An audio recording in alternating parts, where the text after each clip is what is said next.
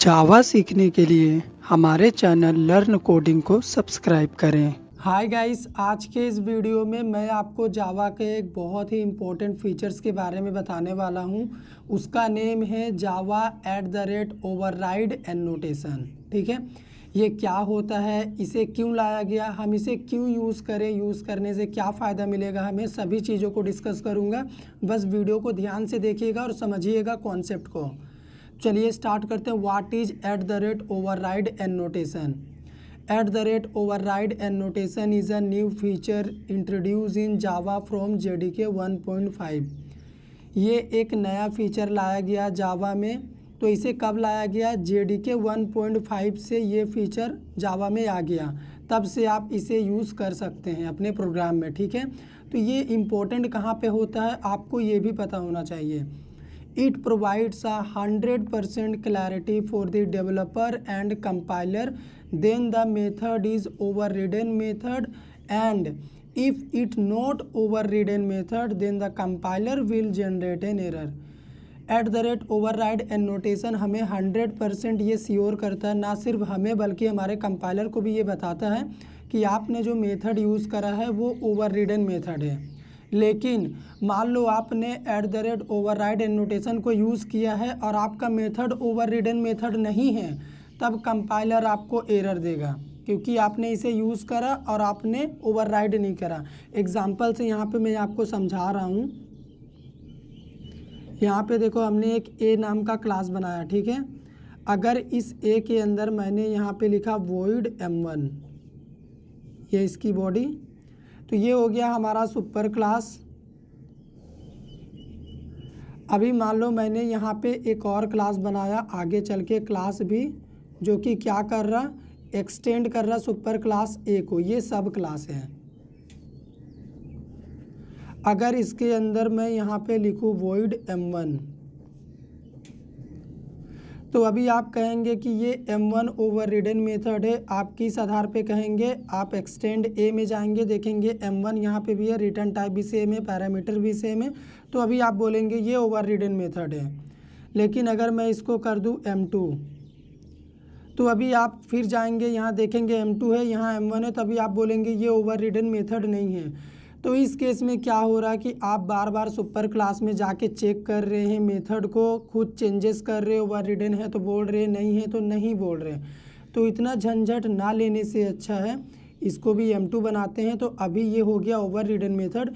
इसके जस्ट ऊपर आपको क्या लिख देना है? @override।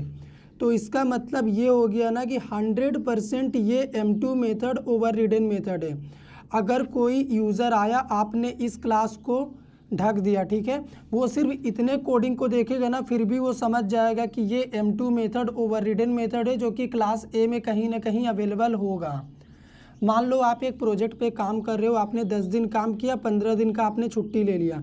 उसके बाद जब आप छुट्टी से आए, तो अगर आप मेथड के ऊपर ये चीज़ लिखे रहोगे ना, तो आप तुरंत जान जाओगे कि ये ओवररिडन मेथड है, इसमें हमने ये कोड यहाँ पे लिखा है। सुपर में भी आप जल्दी से पहुँच जाओगे, यहाँ पे भी पता कर सकोगे। अगर यहाँ पे ये लाइन नहीं लिखोगे तो आप फिर से सारे सोर्स कोड को स्टार्टिंग से देखते आओगे, यहाँ भी m2, यहाँ भी m2, कन्फ्यूज़ कर जाओगे। तो अभी यहाँ पे ये मेंशन कर देने से कंपाइलर बताएगा ये ओवररिडन मेथड है कि नहीं। अगर नहीं रहेगा तो कंपाइलर एरर देगा, और अगर रहेगा तो कंपाइलर इसको इग्नोर कर देगा। अगर ओवररिडन मेथड रहेगा तो आप बोलेगे इसका तो कोई काम ही नहीं है, लेकिन काम पता करना है तो ओवररिडन मत करो, एरर देगा कंपाइलर, समझ में आ जाएगा। तो चलिए लाइव प्रैक्टिकल प्रूफ करके देते हैं इसका असली यूज़। प्रैक्टिकल सेशन के लिए हम अपने कंप्यूटर के पास आ गए हैं। तो सबसे पहले हम क्या कर रहे हैं, एक सिंपल सा क्लास बना लेते हैं ए नाम का, और हमने एक और क्लास बनाया बी नाम का, जो कि क्या कर रहा है, एक्सटेंड किया हुआ है हमारे क्लास ए को। ठीक है, ये हो गया हमारा।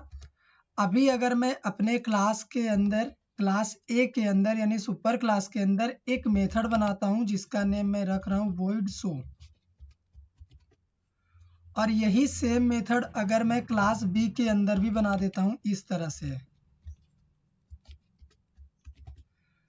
तो यही होता है ओवरराइड मेथड। मतलब जो मेथड सुपर क्लास में प्रेजेंट हो, सेम उसी सिग्नेचर में अगर मेथड सब क्लासेस में भी प्रेजेंट हो तो उसी को बोलते हैं ओवरराइड मेथड। लेकिन अभी ये ओवरराइड है, आप सुपर क्लास के मेथड को देख के कह पाएंगे। ठीक है, तो इसके अंदर कुछ लाइन ऑफ कोड हम लिख देते हैं। एक एक डाउट आपका क्लियर कर दूंगा मैं इस टॉपिक को लेके, बस आप वीडियो को ध्यान से देखते रहिएगा। यहाँ पे क्या लिख दे रहे हैं हम, सुपर क्लास। ठीक है, अब इसी लाइन को हम उठाते हैं यहाँ से, और सब क्लास के अंदर भी हमारे पास सेम मेथड है, यहाँ पे लिख दे रहे हैं हम सब क्लास। हमारा कोड कंप्लीट है। सबसे पहले हम क्या कर रहे हैं, एक मेन नाम का क्लास बना रहे हैं, इसमें हम ऑब्जेक्ट क्रिएट करेंगे। तो हम इनहेरिटेंस कॉन्सेप्ट यूज कर रहे हैं, तो जाहिर सी बात है हम सब क्लास का ऑब्जेक्ट बनाएंगे, क्योंकि सब क्लास के पास सुपर का भी प्रॉपर्टी होता है और सब का खुद का होता है। तो अगर अभी ये हमारा सब क्लास अपने ऑब्जेक्ट से शो मेथड को कॉल करेगा, तो आप बताइए कौन सा मेथड कॉल होगा। चलिए हम आपको रिजल्ट दिखाते हैं। हमने अपना CMD ओपन करा, प्रोग्राम हमारा डेस्कटॉप लोकेशन पे है, फटाफट हम वहां चले जाते हैं। तो देखिए हमने एंटर प्रेस करा, हमारा प्रोग्राम कंपाइल हो गया। अब इसे रन करने के लिए जावा क्लास का नेम है मेन। तो यहाँ पे देखो सब क्लास रिजल्ट प्रिंट हुआ है, मतलब क्लास बी ने अपने मेथड को प्रायोरिटी दी। तो अभी ये मेथड ओवरराइड रहे या फिर ना रहे, हमें रिजल्ट में कोई भी चेंजेस नहीं दिखेगा। अगर मान लो मैं यहाँ पे इस मेथड का नेम बदल देता हूँ, तो देखिएगा कोई फर्क नहीं पड़ेगा। जैसा पहले प्रोग्राम कंपाइल हो रहा था, रन हो रहा था, बिल्कुल वैसे अभी भी हो रहा है। मतलब इस केस में ओवरराइड का कोई भी मतलब हमें नहीं दिख रहा है। लेकिन अगर मैं यहाँ पे लिख दूं @override, इसका एक स्पेशल मीनिंग होता है जो कि कंपाइलर में पहले ही डिफाइंड है। ये जिस भी मेथड के ऊपर में लगा होगा ना, वो मेथड कंपलसरी ओवरराइड होना चाहिए। अगर वो मेथड ओवरराइड नहीं हुआ ना, ये कंपाइलर हमें एरर देगा। हम आपको एरर दिखाते हैं, क्योंकि अभी देखो हमारा ओवरराइड मेथड नहीं है, तो ये कंपाइलर हमें खुद से बता देगा ये ओवरराइड मेथड नहीं है। ये देखो लाइन नंबर 11 के लिए एरर बोल रहा है, जहां पे हमने ये @override लिखा है। मेथड डज नॉट ओवरराइड और implement a method from super type. आपने जो सुपर टाइप में मेथड बनाया है उसको आपने ओवरराइड नहीं किया है सब क्लासेस में, तो इसको आपको ओवरराइड करना ही पड़ेगा। अभी देखो हमारा मेथड ओवरराइड है, तो अभी हमें कोई एरर नहीं मिलेगा। जब मेथड ओवरराइड रहेगा और हम @एनोटेशन यूज करेंगे, तो हमें सक्सेसफुली हमारा रिजल्ट प्रिंट में मिलेगा और ऐसा लगेगा कि इसका कुछ काम ही नहीं है।